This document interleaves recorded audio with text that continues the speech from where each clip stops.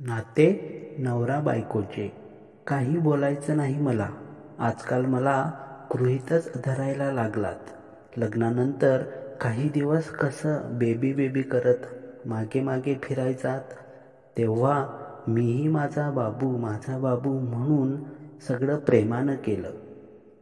पण आता मात्र तुम्ही मला गृहीत धरताय. छोट्या छोट्या गोष्टीवरून नको ग भांडत जाऊस. वेळ काढ, काही बघत नाही. सकाळी चालू होते, सगळा दिवस खराब करून टाकते. हो, छोट्या छोट्या गोष्टीवरून. तुमच्यासाठी असतील त्या छोट्या गोष्टी, पण माझ्या जागी येऊन बघा, मग कळेल. लग्नानंतर मी अशी चिडले की मागे मागे फिरत मनवायला यायचे. आता चिडले तरी काहीच फरक पडत नाही. येईल आपोआप बोलायला म्हणून सोडून देता. दिवसभर सगळं करायचं आणि वरून तुमचं असं वागणं. राग नाही येणार तर काय होणार? दिवसभर सगळं करते म्हणते ना, नको करत जाऊ मग हे उपकार. काही गरज नाही त्याची. आज सकाळी पतीसोबत वाजलं आणि त्याने मी बनवलेला नाश्ता न खाताच ऑफिससाठी बाहेर पडला. टिफिनही नाही नेलं. नको म्हणायलाही दररोज मला ऑफिससाठी स्टेशनवर सोडणारा तो आज मी विचारलंही नाही. जाऊ दे, ह्याचं हे नेहमीचंच आहे. टिफिन तरी घेऊन जायचं, असं मनातल्या मनात बडबडत तोंड पाडून मी ऑफिससाठी आवरायला लागली. त्या दिवशी दिवसभर एक कॉल नाही की मेसेज. मीच का करू? चूक तर त्याचीच होती आणि दरवेळी माझी चूक नसली तरी मीच कॉल आणि मेसेज करते. मी पण नाही करणार. ह्यावेळी असा विचार करतच ऑफिसला पोचले असतील ना नीट ऑफिसला? करू का मेसेज? जाऊ दे, नको. दररोज ट्रेन मिळेपर्यंत विचारपूस करणारे आज एकही कॉल आणि मेसेज नाही. नाश्ता केला असेल का? भूक तर सहन होत नाही आधीच. कॅन्टीनमध्ये जेवणही नीट मिळत नाही. दुपारी जेवायला बाहेरच जा असं सांगू का? काल ते कपाटातली फाईल ऑफिसला घेऊन जायचं असं म्हणत होते. घातलं की नाही बॅगेत की विसरले? मीच अति केलं का नेहमीप्रमाणे? खरंच छोटीच होती गोष्ट. उगीचच फाटे फोडले मी. किती वेळा तो तरी समजून घेणार? आज परत त्या ट्रेनमधल्या बायका जागेसाठी वचावचा भांडत होत्या. डोकं फिरवून ठेवतात नुसतं. वरून काही बोलताही येत नाही. अशा वेळी त्याला कॉल करून ट्रेनमधलं भांडण रंगवून पण मोकळं केलं किती बरं वाटायचं. मानाला हवं की तापलेलं डोकं शांत करायचं असेल तर तुझ्याशी बोलणं ह्याहून चांगला मार्ग नाही. अशा विविध विचारांनी तिचं ऑफिसमधल्या कामात काही लक्ष लागेना. ॲसिडिटी झालंय म्हणत होती, तरीही सकाळी लवकर उठून नाश्ता बनवलेला तिने.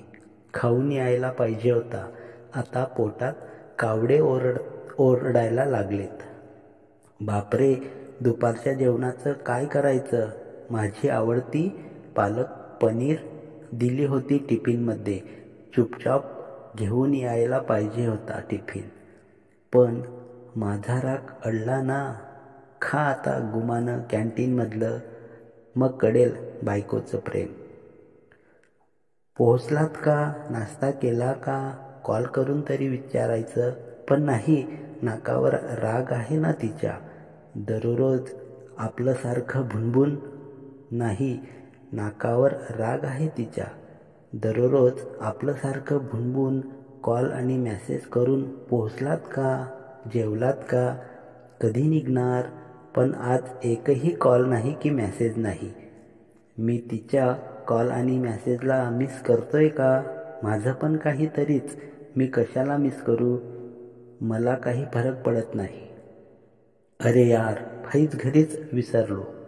तिच्याशी भांडलो नसतो तर तिने आठवणीने ती फाईल बॅगेत दिली असती. खरंच मानलं पाहिजे, ती आहे म्हणून मी आहे. त्याची ही अवस्था काही वेगळी नव्हती. त्यालाही काहीतरी चुकल्यासारखंच वाटत होतं. संध्याकाळपर्यंत असंच मौन व्रत चालू होतं दोघांचं. संध्याकाळ अचानक तिची ऑफिसमध्ये अर्जंट मीटिंग ठेवली होती. त्यामुळे तिला घरी यायला उशीर होणार होता. जशी मीटिंग संपली तशी ती बॅग घेऊन पळत सुटली. पतिदेव तर 7पर्यंत घरीच पोहोचला असेल. ऑफिस जवळ आहे ना त्याचं. बापरे, 8 वाजले. दररोज मी 8 वाजेपर्यंत घरी पोहोचते, पण आज तर 9 वाजतील घरी पोचायला.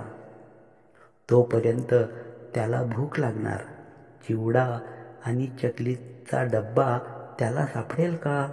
भूक नाही सहन होणार मी जाईपर्यंत. कॉलच करते. अरे पण आम्ही दोघे तर बोलत नाही ना. काय करू? जाऊ दे, कॉलच करते मी.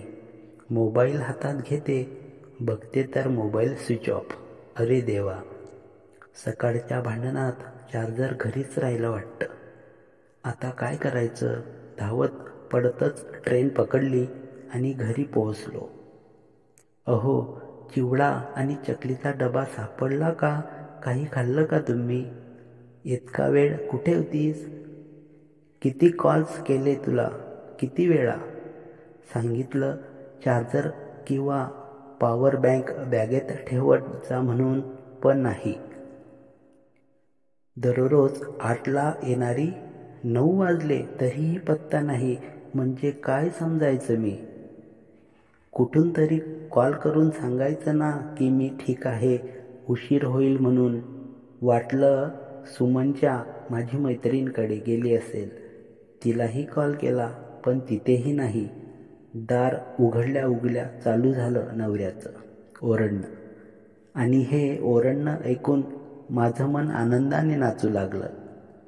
पण चेहऱ्यावर भाव गंभीरच ठेवले. मोबाईल लगेच चार्जिंगला लावला.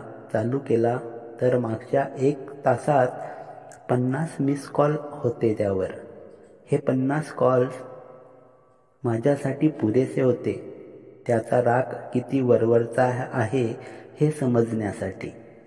थांबा, तुम्हाला भूक लागली असेल, खायला देते म्हणत ती आत गेली. थोड्या वेळाने TV बघत जेवायला बसलो. पहिला घास मी भरवला त्याला.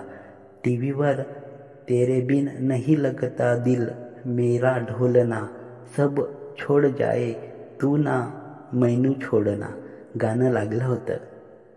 गाणं ऐकतच आम्ही दोघे गालातल्या गालात हसत एकमेकांकडे बघत राहिलो. खरंच असंच असतं ना पती पत्नीचं हे नातं. सोबत असले की नेहमी भांडणारे आणि सोबत नसले की एकही क्षण न करमणारे. असे हे नाते. ह्या नात्यासाठी पुढच्या ओळी. तू आहेस म्हणून माझ्या जीवनाला अर्थ आहे. तू नसलास तर माझं जगणंही निरर्थक आहे. तू आहेस म्हणून सकाळी उठून टिफिन बनवण्यात उत्साह आहे.